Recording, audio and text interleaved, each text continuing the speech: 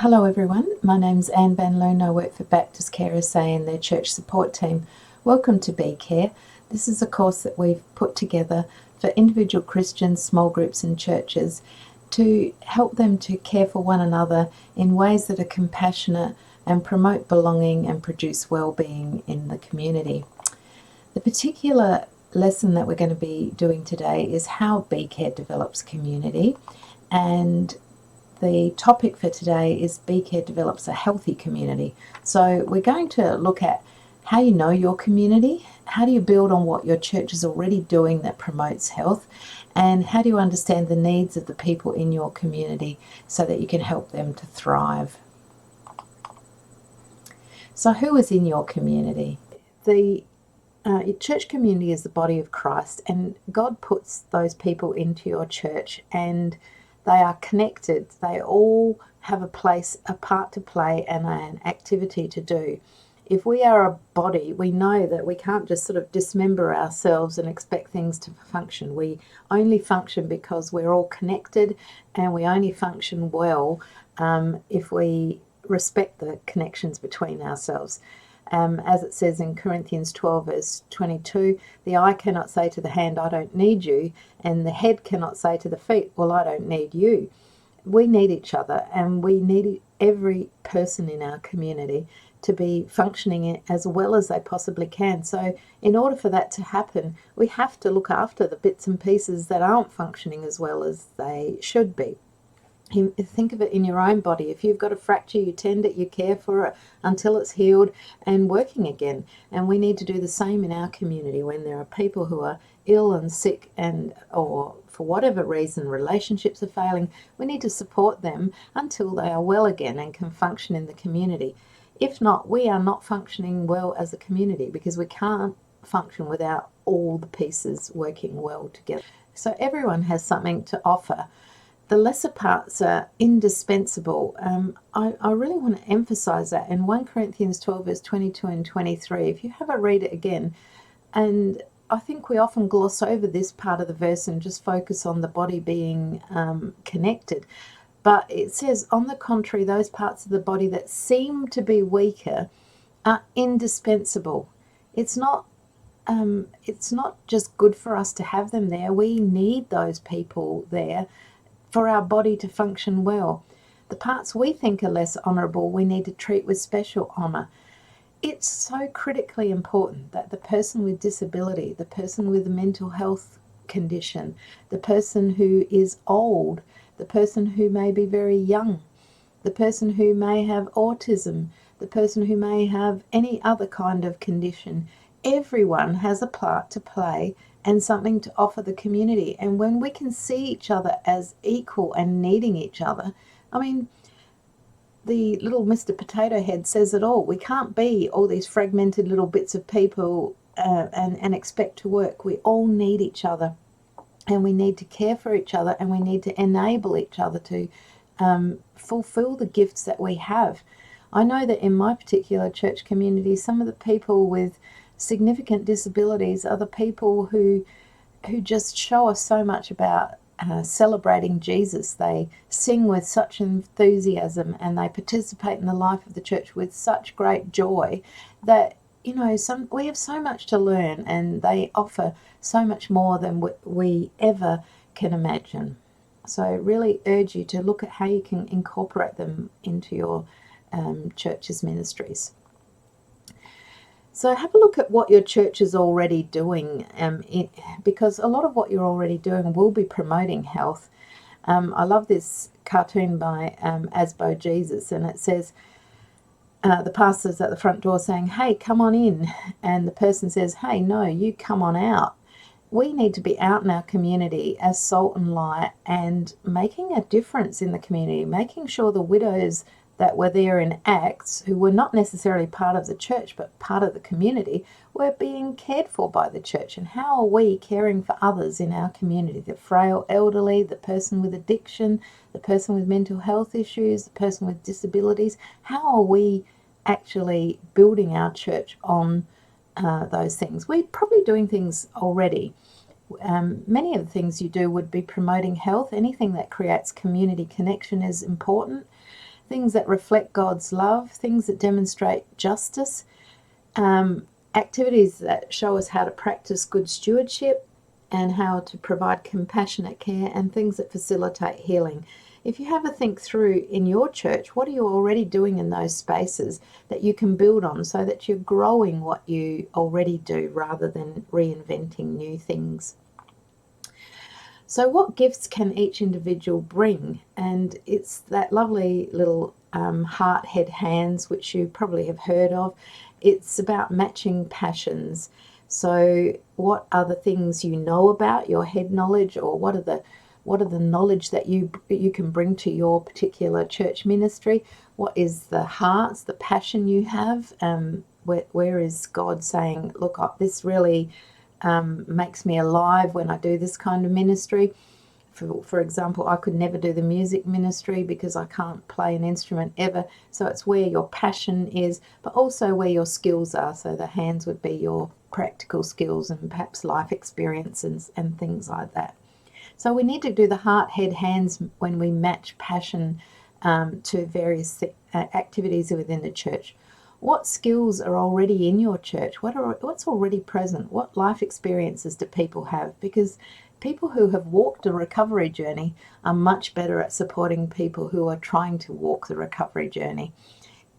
Our life experience is given to us. Sometimes we have to traverse pretty rugged terrain, and it's there to help others. So in helping others, we can help ourselves as well. So what are your group's strengths? What is it that your church is really good at and can really pitch into the needs of the community? And how can you mobilize those strengths to benefit your community? So if we mobilize people from their passion and their strength, it isn't hard because we're working with a glass half full, and we've discussed that in an earlier lesson, rather than what's empty. No amount of persuasive marketing sells ministry that provides no inspiration. I can tell you that no one will ever get me to play a musical instrument because I just don't have the knowledge, the gifts, or the talents, or the passion for it. I love singing, but I could not play. So no amount of ministry that doesn't give inspiration will be enough. So you've got to try and help people to see what is the incentive that for that person into ministry. It's no good to always be saying, we need more teachers for Sunday school, we need more people in the cafe, we need more of this, we need more of that, because we really need to be looking at what is the incentive, what is it that really makes that person useful for that type of ministry. So perhaps we should be rethinking the question. Instead of asking, how can I make more people share a passion for pastoral care, or a passion for the cafe, or a passion for Sunday school, you might ask, how can I assist in the concerns that volunteers have? What's stopping people from volunteering? Is it because they don't want to give up the Sunday each week? Maybe you can shrink it to only doing a month at a time for your Sunday school. Maybe you can look at, okay, I don't want to do pastoral care because I don't want to be responsible for young families, but I have a heart for older people. So then my heart would be to work with older people, then that would be where I'd go. So what is it that you can do to assist with the various concerns people have that are stopping them from ministering, rather than always, saying, we need this, we need that, now respond to it. We promote participation in very real ways in the community, and this comes from Enabling Change, which is a secular website, but I think it applies to church as well. We need to appeal to the values, so address the hopes and frustrations. We need to appeal to God's calling, because you can make people serve, but if God's not calling them there, they're not going to last anyway. So appeal to their hopes and their service and their faith.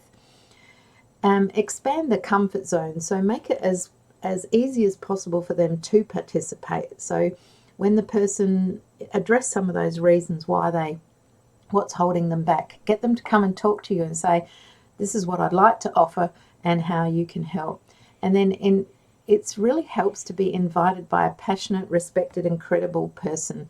It's not always going to be just a notice saying we need more people to do X, Y, Z. Perhaps tell the story of why XYZ is so such a great ministry to be involved in, and get someone who's really passionate about it and has the respect of the community to come and sell that particular ministry. And then you'll find that people will say, okay, I might have a go. And if they have a go and they enjoyed the experience, those two things must go hand in hand, people will join up and stay involved. We have had a ministry going in the Mount Barker area with people with chronic and enduring mental health issues since 2011, and the volunteers are still there and they're still going. Why? Because they are enjoying the experience and they are seeing value in what they do. So it's so important that people find value and enjoyment in what they do. I mean, we have a saying with that particular program, if it's not fun, it's not done. And that's really an important message. We should be enjoying one another's company in ministry. So in order for you to participate in the life of your community, you need to know what's going on, and there are a variety of different ways you can do that. The ABS have reports that you can access. There's a social atlas that you can access online, which will give you the makeup of your particular community and where the specific social needs are. You can use the material from National Church Life Survey if you've completed that survey. I think it's due again this year in 2021. You can go to your council website, because generally all the councils have online a series of data on their particular council area, so you know how many older people there are, how many single mothers there are, or single parents there are, how many children there are in your community, how many adolescents, how many people who are living below the poverty line. All of those things can come from those sorts of social atlas and council websites. Then you could also just go drive around your community and look through the windshield of your car and drive around a couple of times and think, okay, if I was a child under 5, what's around me in the nearest 1 to 4 kilometres or so? And then go as an older person, how hard is it to access things? Then, walk around your church and your community as if you were in a wheelchair or a person with a mobility or a hearing issue. What sorts of things are a struggle for you? So look through the eyes and the lens of some of those people in your community who are not present in your community now, because obviously they're struggling to get in there. And those are the sorts of people you want to work with. And then you can also do a needs analysis, and there are a variety of different ones that you can pick up on the web, and there's some in your handout, some websites that you can go to for that information. But knowing your community is really integral to actually participating in the life of the community. You've got to be able to transfer God's love into that community in meaningful ways. You've got to know your community.